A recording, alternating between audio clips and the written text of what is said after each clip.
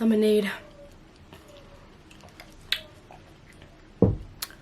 What's going on, you guys? Thank you so much for tuning in to All About Abigail. I am beyond happy to be here with you guys. Gracias a todos ustedes por estar aquí en este momento. Le doy muchas gracias. Today we're going to be doing something a little bit more different and spicy. Today we're going to be playing Never Have I Ever. And I have a couple questions here. Tengo algunas preguntitas aquí. Yo la hice, entonces cada pregunta tiene una historia. Some of them have a story, some of them don't. It's gonna be real fun. So, welcome to Never Have I Ever by Abigail. What a wonderful. Alright, so vamos a comenzar. Let's start with the first question. Oh my god. Okay. Never have I ever gotten a ticket. Oh god. I have gotten a ticket. There was one time where I was going down my street and I was speeding. I don't even remember where I was going, to be quite honest with you. I do have a heavy foot. That's something that a lot of people that know me know this. I have a heavy foot. But yeah, so I was going down my street and I was just like driving, and all of a sudden I see this cop coming behind me, and I'm just like, At the time, the car wasn't even mine. Like, it was mine, like, no, I can't even say that. It was like a family car. And it was a black car, and it was actually under my dad's name. And I pull up, and the guy's like, "Can I see your license and registration?" And I'm like, "Sir." I was like, "Yeah, sure, why not?"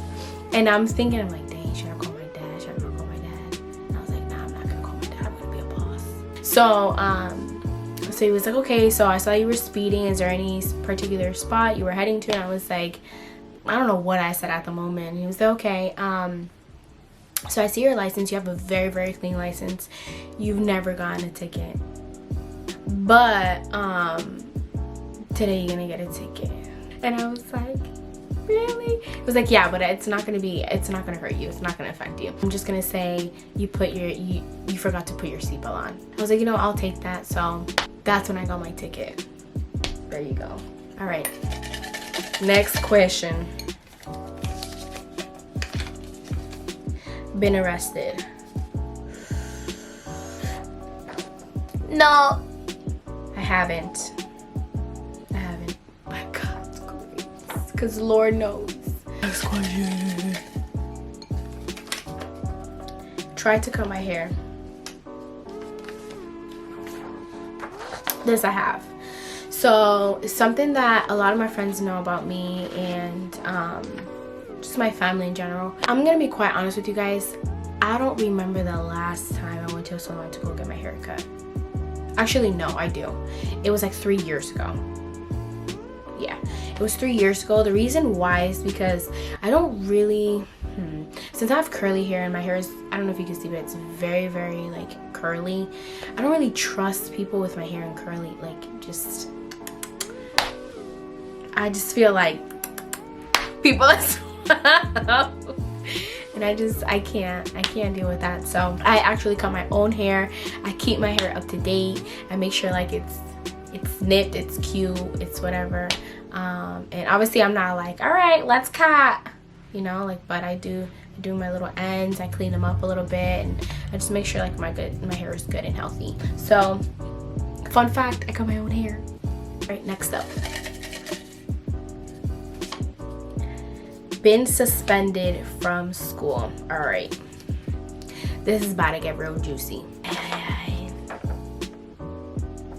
I am. I don't even think my brother knows this. Like, my brothers, they don't know this. So if my brothers are watching this, buckle up, because this has a lot to do with you. I think I was like, no, I was like 12, 13. And I had happened to, me and my family, we went to New York. We went to New York to go visit my aunt. And I have like an older cousin there that's now a cop, and I love you, bro. I love you so much. But at the time, like, my brothers and him, they were very they were looking for trouble at the time, in other words. They were really good boys, but they really weren't though. So my cousin had purchased these like fart bombs, but like it's like in a glass, so if you like, all you have to do is just like step on it, it just like breaks. So I happened to take one because I thought I was a savage. So I took it. I was like, my brother can do it, I could do it. So I think I had gotten the idea from my brothers. They said that they were going to do it at their school, and that they were gonna, I don't know what they were doing. So I was like, you know what, all right, whatever. So I'm gonna have the idea to do it at my school. Mind you, I'm only 12. What do I know? I ended up taking the bomb to school, and there's in that school there's like a main stairway where literally no one uses any other stairway but that stairway to get to class. And that main stairway was for everybody to check each other's outfit at the time. It was like, look at my hair, you know, whatever the case may be. I was a ratchet one. I was like in school, that was me. But at the time, I was like, you know what, this is where I'm gonna do it. Right here in the stairway. So I ended up, literally like a second before the bell rang, I went in the corner and I smashed it. And I told my friends I was about to do it. So I was like, yo, I'm about to do it. They're like, yeah, go for it. Like, yo, what's that? So I ended up smashing it. And then let the games begin. Everybody was like, ew, it stinks in here. Oh my god, I'm going the other way. Like, this is so stinky. And whatever, you know, like, everybody was just like running, and they couldn't really run because that's the main stairway that they go through. And I was just dying of laughter because I knew it was me.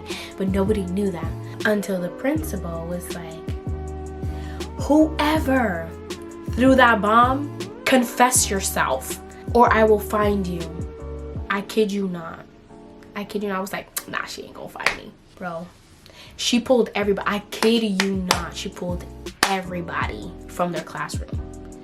One by one, she was like, did you do it? Do you know who did it? Okay. Next person. Did you do it?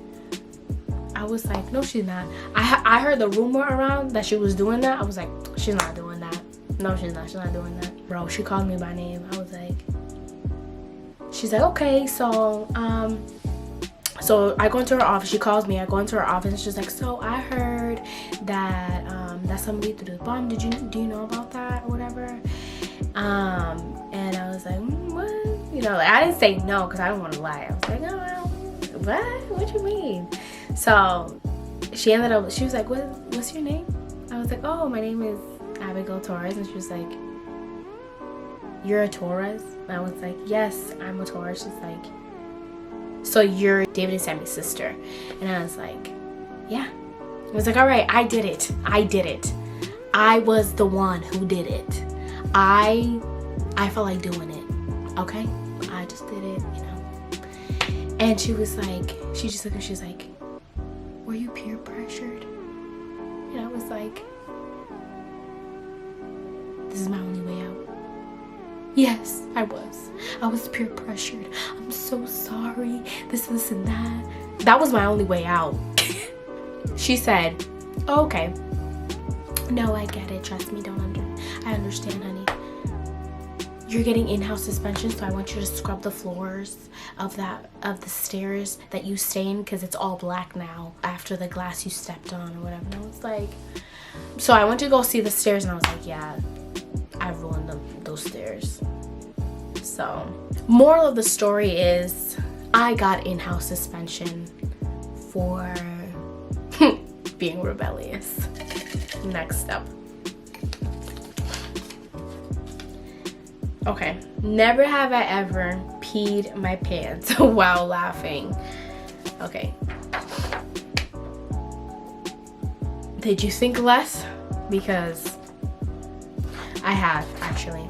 My family and I, we used to live in Massachusetts before we came to Rhode Island. And at the time, like, my parents had bought a house. The house was 2-story, I guess you could say. And I ended up, me and my brothers were playing hide and seek, and I really needed to use the bathroom. I don't know what it is whenever you're stuck in one spot. It's just like, I gotta go. All of a sudden, you gotta go. And me and my brothers were playing hide and seek, and there was like these little like spots around the house because the house was so big at the time. And my brother had had found me.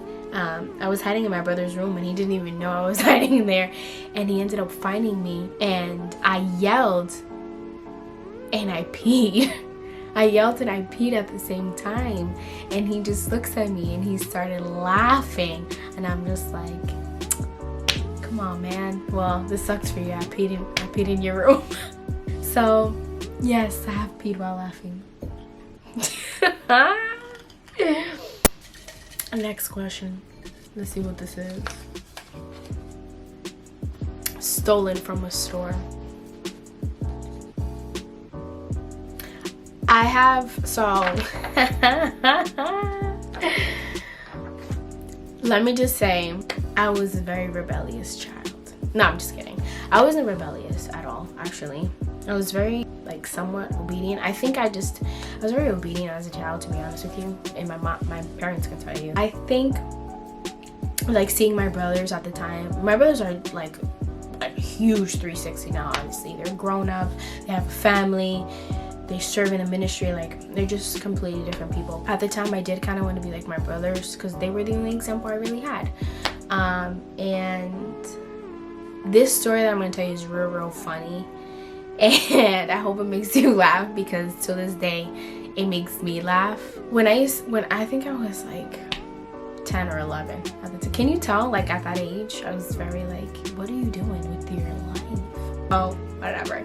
Anyways, my family and I, we would always go to, oh my god, we would always go to Market Basket. We would shop there, we do our grocery shopping there, and until this day, I love Market Basket. I don't know what it is. It just, everything about them is great.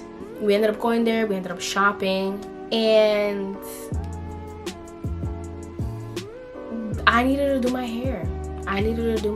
And you know how Market Basket has this section to do your hair, and I saw this like thick brush. At the time, girls were doing like, you know, like the side parts and like with a little like string of hairs. So I was like, that's the level I need to be at for people, you know, to notice me. And that right there is like, you know, that's a whole different thing that the Lord had to heal me from, wanting to be noticed. And, you know, like, you don't need that. I ended up just grabbing the brush because I wanted to get snatched.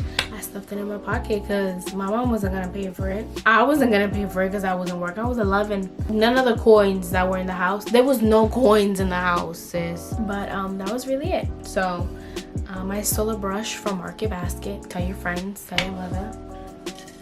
I don't know if I stole anything else from there. I think I did. I think it was a comb. Next question. Never have I ever dyed my hair. To stay in the topic of I was in that trend, I wasn't 11 at the time. At this time, I was like 14, 15. The first time I dyed my hair was trying to be blonde, and I did like something in the back. I don't even know what exactly it was, to be quite honest with you. It was so ugly, horrendous, ugly. What was I thinking? I ended up dyeing my hair like blonde, and it wasn't even with bleach. It was like level 20 something. I don't even know what it, level 10, level 20, something like that. And it was like a brown, blonde, orange. And I thought I was cute. I was very disobedient. And I was like, you know what? This is what it is. Oh my god. This is what it costs to be cute. Like, no, you're not cute. You're not. Let's move right along. Okay. Never have I ever use someone else's toothbrush. You see, here's the thing, because in this family, there's no respect. I kid you not, like, yes, there's boundaries. There's so many boundaries. Like, obviously, like, it's just, you know, it's just morals, like, common sense. Like, I've used my little sister's toothbrush, and not willingly, though. Not willingly. The reason why I say that is because my little sister was in this phase where she would grab anybody's toothbrush in the house. Like, she didn't care who you were. You probably visiting. She would still grab your toothbrush. She would grab your toothbrush and she'd be like, gel. And she would just like, that's what she was doing. Swooping. 6 a.m. ready to go to school. Started by 1, 2, 3, 4, 5 different toothbrushes. And I was like, nah sis, you too old for this. I got to the point where I was like, you know what? This is what's gonna happen. I'm gonna take your toothbrush and I'm gonna hide it. And I'm gonna use it. And I'm gonna see what you're gonna say. So I was like, you know what? I used her toothbrush that same day. And then I think I was heading to school. I was heading to college, and I was like, you know what? I have an even better idea. I'm gonna burn her toothbrush, buy myself a new toothbrush, put her toothbrush back where it goes, and then we go see in the morning. Now, I understand. La venganza no es buena y no es de Dios. Yo lo sé.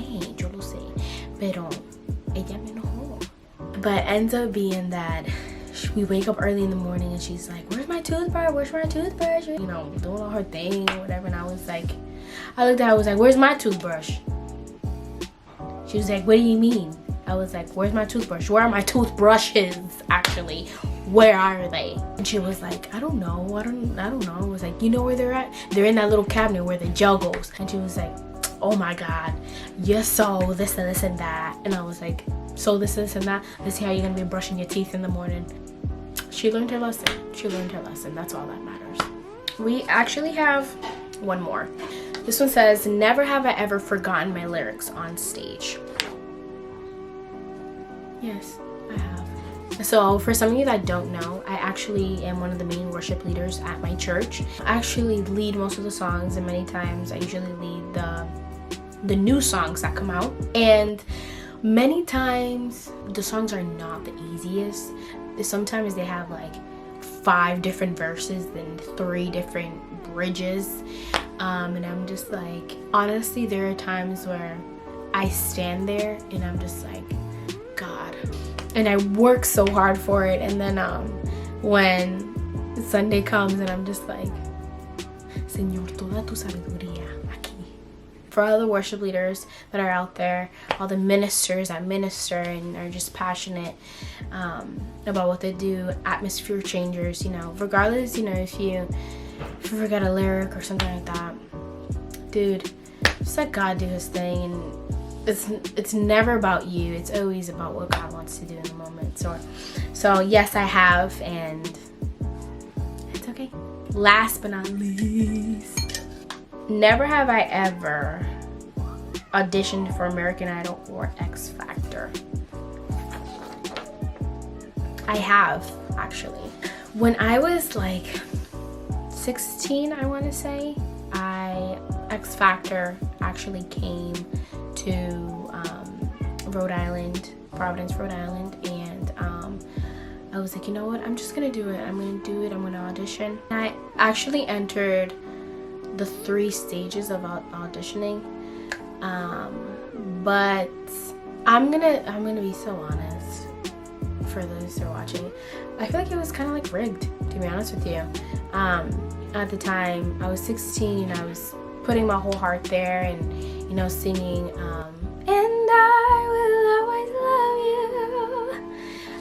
you by Whitney Houston. And at the time, when I was young, and I really, really wanted this, but just so happened that I was not able to get in. And honestly, obviously it kind of infuriated me, just because, like, how are you gonna put a clown? No, literally, it was a clown, and then it was me. And I was like, it doesn't really balance out. I mean, I think it was all part of God's plan regardless. This season right now, if there's something that you guys should know about me, is that in this season right now, I'm very happy, and I'm very, very content where the Lord has me. Doing this YouTube is really taking me out of my comfort zone. I'm a very reserved person. I'm not like super sociable. For example, if you don't really start a conversation with me, it's probably not likely that I'll probably start one with you. In some sense, because I can be, very kind and very outgoing, but I'm just not the kind to just like, hey, what are you doing? Like, just not. With my friends I am, it's just not. With strangers, I feel like sometimes I can be, sometimes I can't. It's just weird. This YouTube video is definitely taking me out of my comfort zone, and I'm just very, very grateful at the fact that I'm able to do this, that the Lord actually gives me the opportunity to be, working my 8 to 5 and then being able to come here and just share some time with you guys and to really spend that time with you guys. But yeah, just like I said, thank you so much for the people that have been supporting me. I just want to say congratulations to the 2 winners that won the giveaway last Friday. Thank you so much for all of you guys who commented done and were just supporting and just being there. I love you guys so much. For those for the 2 winners, I love you girls so much, and I hope you guys spend that on something that you really love or that you really have been wanting to do. For the rest of you guys, do not be discouraged. I will be doing another giveaway next month, so please stay tuned because this one's gonna be real good. Like I said, thank you so much for watching. I love you guys immensely, and